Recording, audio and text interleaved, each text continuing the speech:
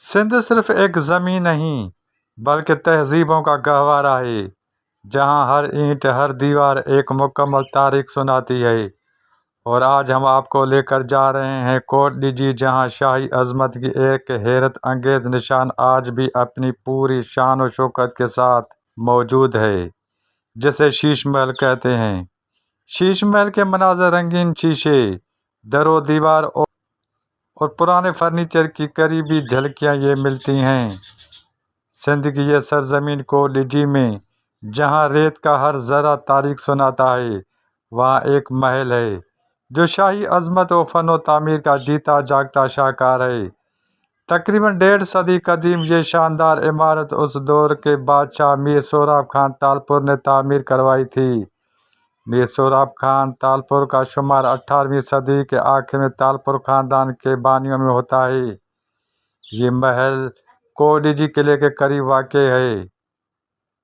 یہ شیش محل جو ہے یہ 18ویں صدی میں جو ہے تالپور حکمرانوں کی جانب سے بنایا گیا تھا۔ اس کی جو خوبصورتی ہے، اس کی جو بناوٹ ہے، اس کو دیکھنے والے جو سیاح ملکی اور غیر ملکی یہاں پر آتے ہیں، اس کی خوبصورتی میں کھو جاتے ہیں، اور اکثر جو ہے اس کی جو ہے باتیں ہوتی ہیں۔ تو میں یہی کہوں گا پاکستانی ٹورزم کو اور بیرون کو بھی کہ یہاں پر آئیں، گھومیں اور یہ شیش محل یہاں پر دیکھیں کہ کوٹ ڈیجی میں کون کون سی عمارتیں جو ہے یہاں پر تاریخ کو آج بھی زندہ کیے بیٹھے ہیں۔ یہ شیش محل جو ہے کافی پرانا ہے، میروں کے دور کا۔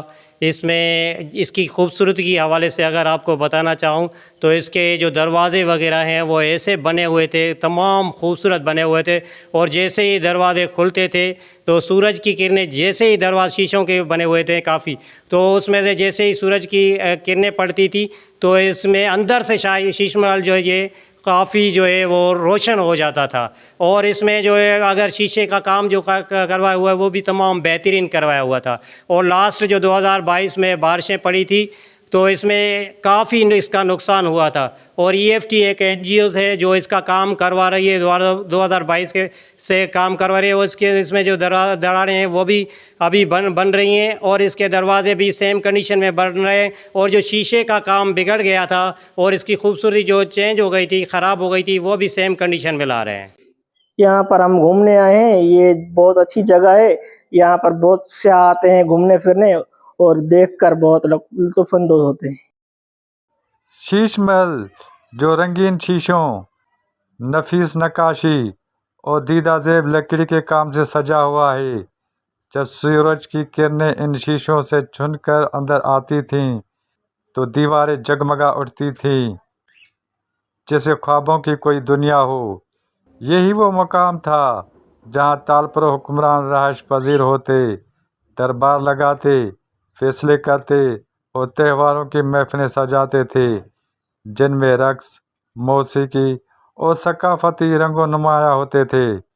شیش محل محض اینٹوں اور پتھروں کا مجموعہ نہیں، یہ سندھ کی فن، ثقافت اور شان و شوکت کا آئینہ دار ہے۔